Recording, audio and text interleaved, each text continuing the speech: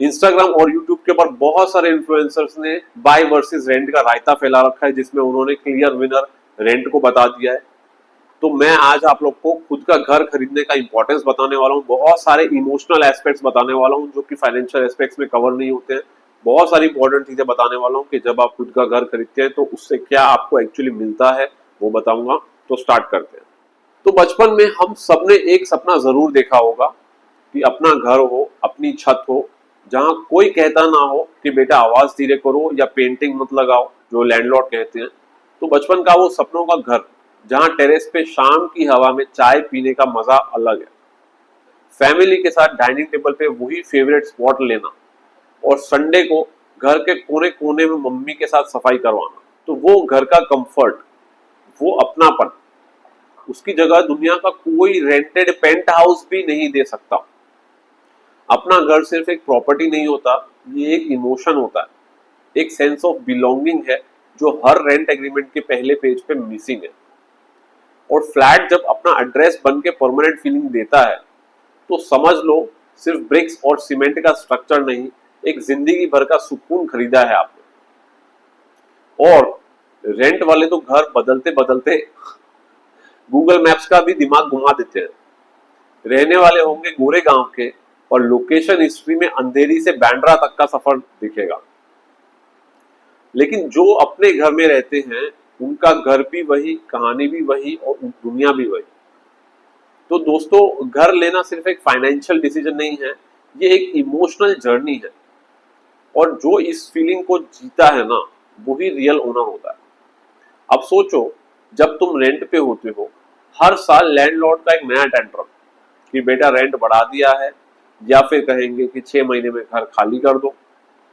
और उसके बाद पैकिंग, शिफ्टिंग, नए ब्रोकर का कमीशन, नए नेबर्स के साथ फिर से बॉन्डिंग का स्ट्रगल, ये सब चीजें। तो घर बदलने का स्ट्रेस है, नई जगह एडजस्ट करने का स्ट्रगल है, सब खत्म हो जाता है जब एड्रेस अपना परमानेंट हो जाता है।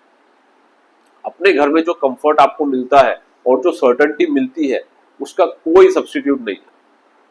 तो जब आप जानते हो कि ये छत आपकी है, ये दीवार आपकी है, ये बालकनी आपकी है, तो एक अलग ही मेंटल पीस का लेवल आपको मिलता है।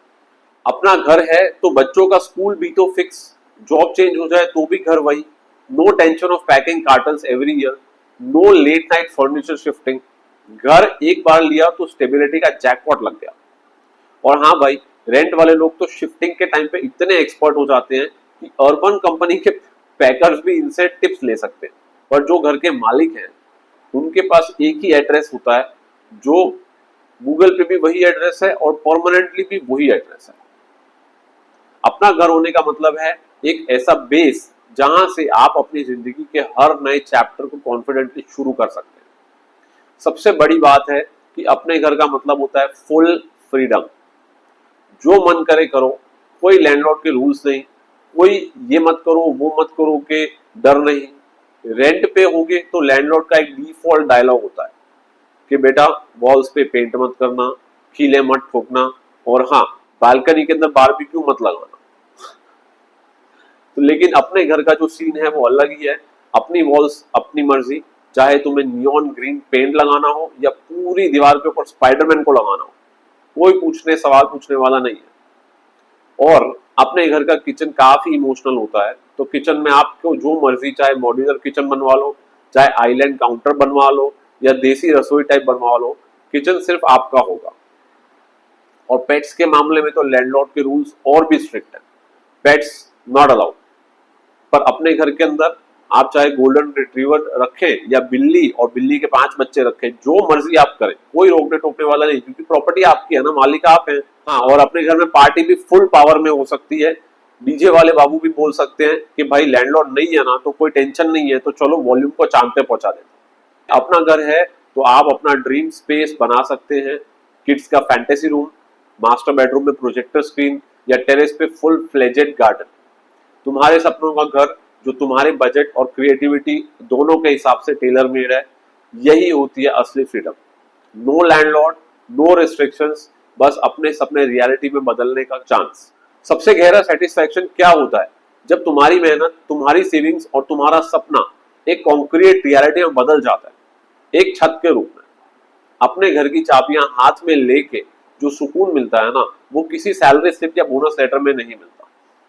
गृह प्रवेश के दिन जब घर के दरवाजे पे कलश रखते हो और पेरेंट्स के चेहरे पे प्राउड वाली मुस्कान होती है, तब समझ में आता है ओनरशिप का असली मजा।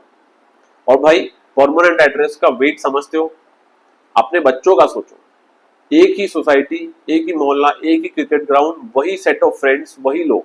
तो वो स्टेबिलिटी जो तुम्हारे घर ने दी थी ना, वही तुम अपने बच्चों को दे रहे हो।